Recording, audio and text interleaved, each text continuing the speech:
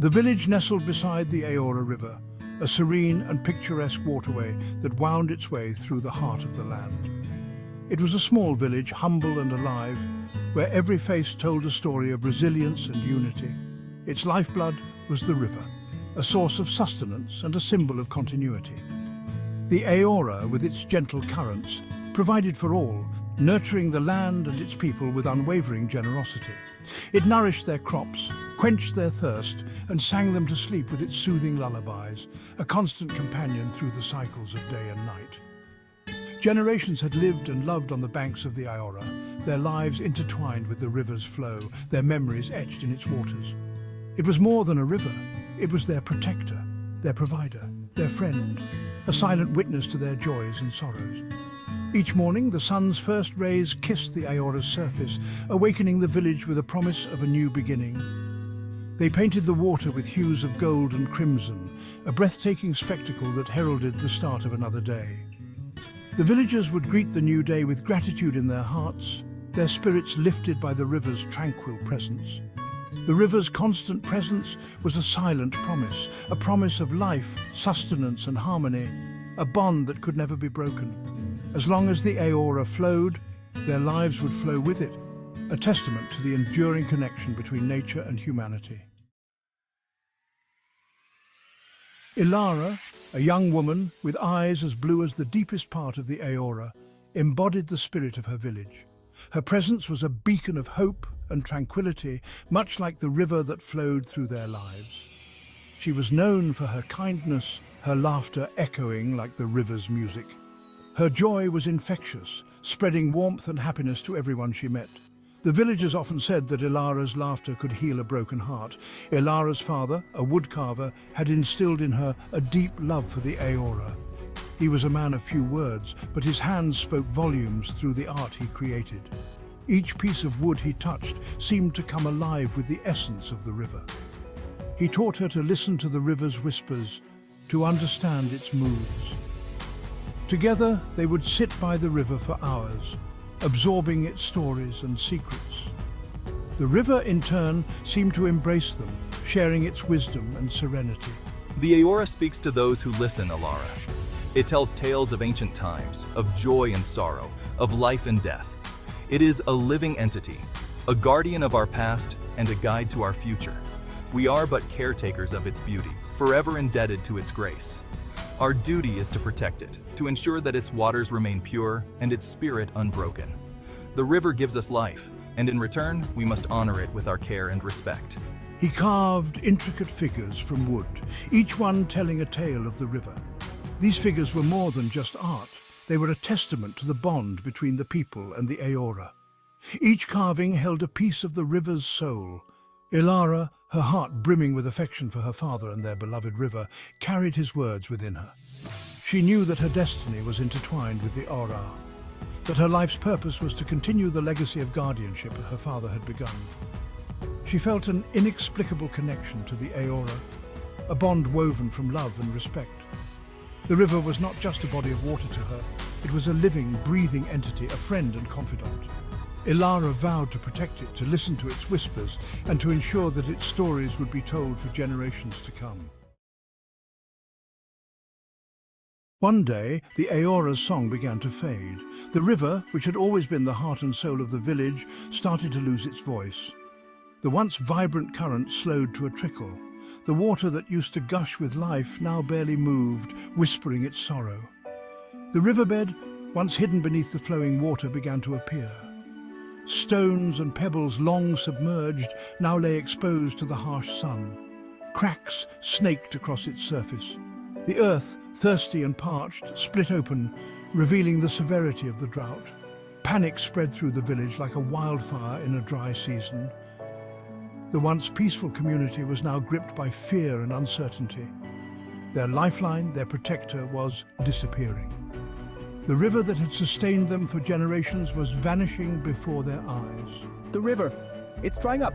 What will we do? How will we survive without it? The villagers gathered by the riverbank, their faces etched with worry. They whispered among themselves, searching for answers but finding none. The once joyous laughter of children was replaced by an uneasy silence. Their games and songs were now overshadowed by the looming crisis. The Aora, once a symbol of abundance, was now a painful reminder of their impending hardship. The river that had brought life was now a harbinger of despair. Their crops wilted in the fields, and the once thriving marketplace grew quiet.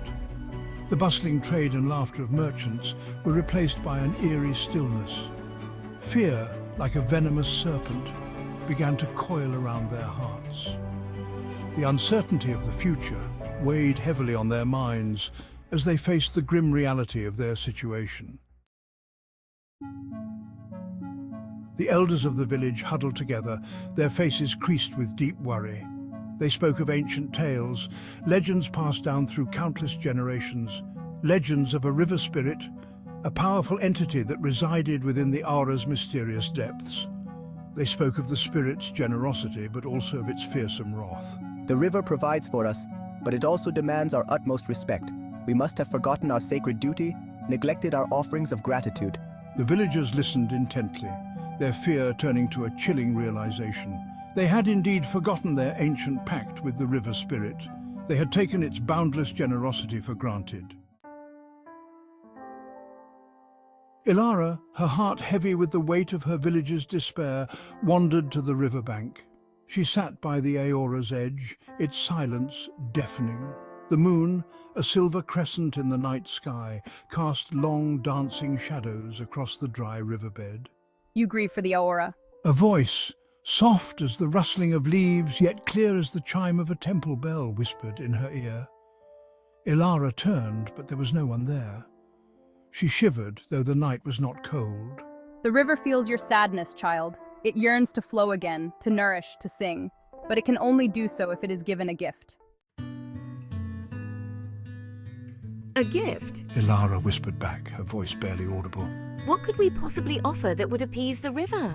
The Aora seeks a sacrifice, a token of your love and understanding. It demands that which is most precious to you. Ilara thought of her father's words, of the interconnectedness of all things. She thought of the sacrifices the river had made for her village, offering its bounty freely for generations. Her gaze fell upon a wooden carving that rested on her windowsill, a carving her father had made for her. It depicted Ilara, her hair flowing like the Aora itself. It was her most cherished possession. With tears streaming down her face, Ilara took the wooden carving to the riverbed. She placed it gently upon the cracked earth, whispering a prayer for forgiveness and renewal. The earth rumbled beneath her feet, a low, guttural sound that echoed through the night. The air crackled with unseen energy, and then it began. A trickle of water, bubbling up from the heart of the riverbed, where Ilara had placed her offering. The trickle became a stream, the stream a torrent. The Aora, as if awakened from a deep slumber, roared back to life, its waters surging and crashing against the banks. The village erupted in cheers, their voices mingling with the triumphant roar of the river. They watched in awe as the Aora reclaimed its dominion, its waters flowing stronger and clearer than ever before. Ilara, humbled by the experience, knew that the river's return was not just about the sacrifice of a wooden carving. It was about the sacrifice of their indifference, their neglect. It was about remembering their place in the intricate web of life, understanding that they were not above the river, but a part of it. The Aora's revival was a testament to the power of selflessness, a powerful reminder that true wealth lay not in what they took, but in what they were willing to give back. As the years passed, the Aora continued to flow, a symbol of resilience and renewal. Ilara's story became a cherished legend, passed down through generations. It served as a constant reminder of the delicate balance between humanity and nature, the need for respect and reciprocity. The villagers, their hearts forever touched by Ilara's sacrifice, never again took the Aora's generosity for granted. They celebrated the river with offerings of flowers, songs of gratitude, and a deep-rooted commitment to its preservation. They understood that the true treasure was not the water itself, but the spirit of generosity that flowed from it. And so, The village by the Aora continued to thrive, its existence a testament to the enduring power of selflessness and the interconnectedness of all things. Ilara's legacy lived on, not etched in stone, but in the flowing waters of the river, a timeless echo of her sacrifice and the profound love that had brought life back to the Aora. The river, in its ceaseless journey, whispered her tale to the wind, a tale woven into the fabric of the village itself, a reminder that sometimes the greatest gift we can give is a piece of our own hearts.